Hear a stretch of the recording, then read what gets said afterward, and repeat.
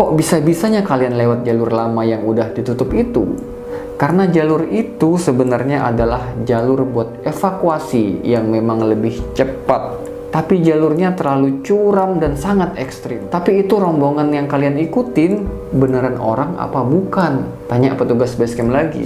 Tepat di bulan Mei tahun 2023 lalu, Irwan bersama temannya yang bernama James naik ke Gunung Gede via Putri.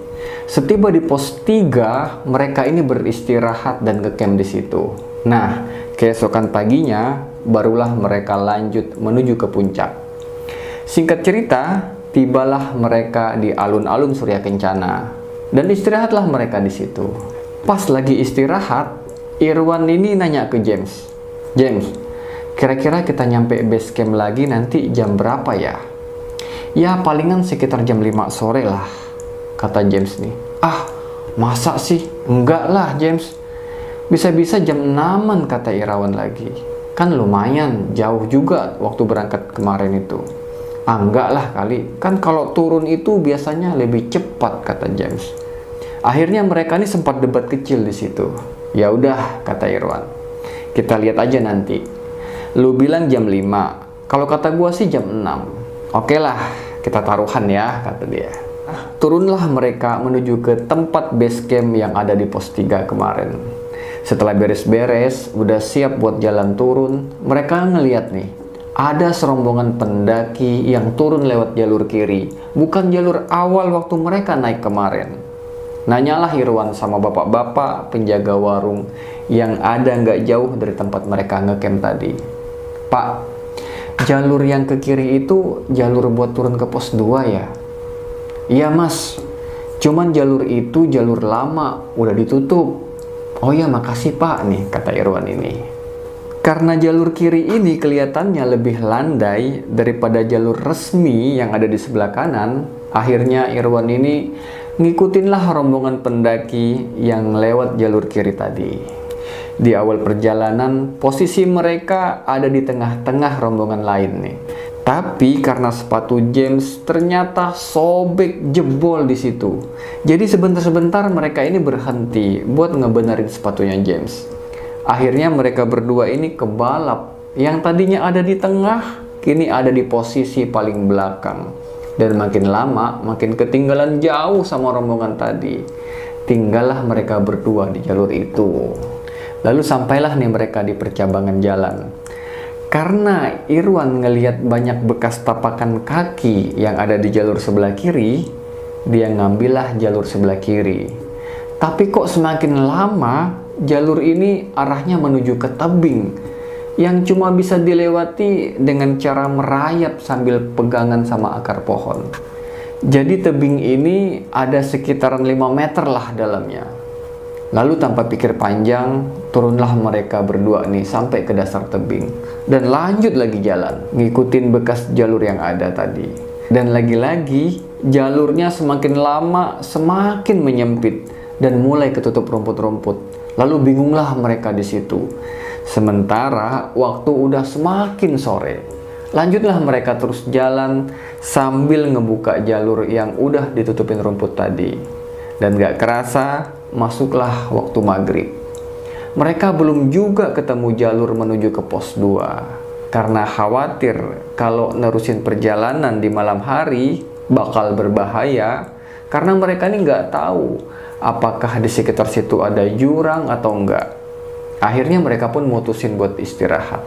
Nah, pas lagi istirahat, Irwan ngedengar ada notifikasi masuk ke HP-nya. Ini berarti ada sinyal di daerah situ. Lalu Irwan pun langsung berusaha nyari titik di mana sinyal HP bisa terpantau. Setelah ketemu lokasi signal tadi, dia pun ngirim pesan ke keluarganya agar menghubungi tim Basarnas Gunung Gede kalau Irwan sama temannya lagi tersesat dan hilang di Gunung Gede. Sambil menunggu balasan, mereka pun mutusin buat ngediriin tenda dan ngecamp di lokasi itu. Dan selang beberapa saat, masuklah pesan dari Basecamp Putri Gunung Gede agar mereka ini tetap berada di posisi saat ini dan segera mengirimkan share lokasi ke pihak Basecamp. Dan beberapa saat kemudian, Pihak basecamp pun ngebalas kalau mereka sudah mengirimkan 2 ranger ke lokasi Irwan dan James ini berada. Sekitar jam 9 malam, terdengarlah suara orang memanggil-manggil. Hu, hu. Disautinlah sama Irwan. Hu. Lalu terdengarlah suara langkah kaki menuju tenda mereka. Dan benar saja, ternyata itu adalah 2 ranger yang dikirim dari basecamp buat ngejemput mereka berdua. Dan singkat cerita, setelah ngeberesin tenda, mereka pun turun bersama ranger tadi. Dan jam 11 malam, tibalah mereka di basecamp Putri bersama si ranger tadi.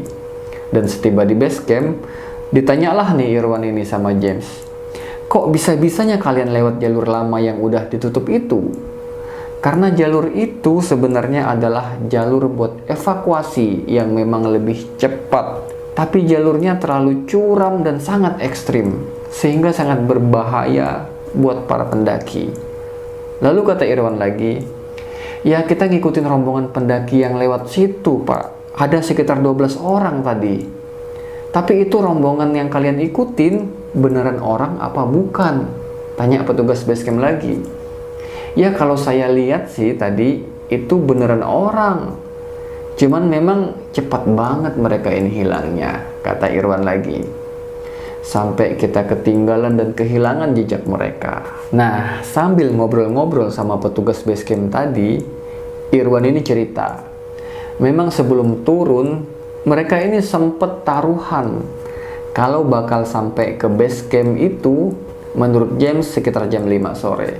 Tapi menurut Irwan itu sekitar jam 6. Tapi ternyata waktu yang mereka prediksi menjadi 2 kali lebih lama dari yang mereka perkirakan. Hingga total 11 jam mereka sampai di base camp. Itu pun pakai dijemput oleh pihak ranger. Akhirnya petugas base camp ngomong di situ, ya udah, lain kali gunain jalur resmi yang memang udah direkomendasiin buat menghindari hal-hal yang tidak diinginkan. Dan jangan lupa agar selalu menjaga omongan ketika berada di alam bebas. Terlebih lagi di gunung, jangan ngomong sembarangan, apalagi sombong dan pakai taruhan pula. Karena ketika di pendakian, kita nggak tahu masalah dan tantangan apa yang bakal kita hadapin. Mulai dari kondisi fisik pendaki, cuaca, sampai medan yang ekstrim.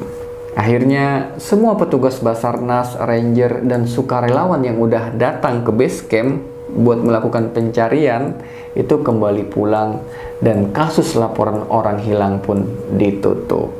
Irwan dan James pun lanjut pulang dan tiba di rumah dengan selamat. Oke guys, itu tadi kisah pengalaman Irwan dan James ketika mendaki ke Gunung Gede pakai taruhan segala. Mudah-mudahan kita bisa mengambil pelajaran dari kisah tadi dan agar selalu waspada dan selalu menjaga sikap. Terima kasih sudah menyimak, dukung terus channel ini. Saya Andy Setia undur diri. Assalamualaikum warahmatullahi wabarakatuh.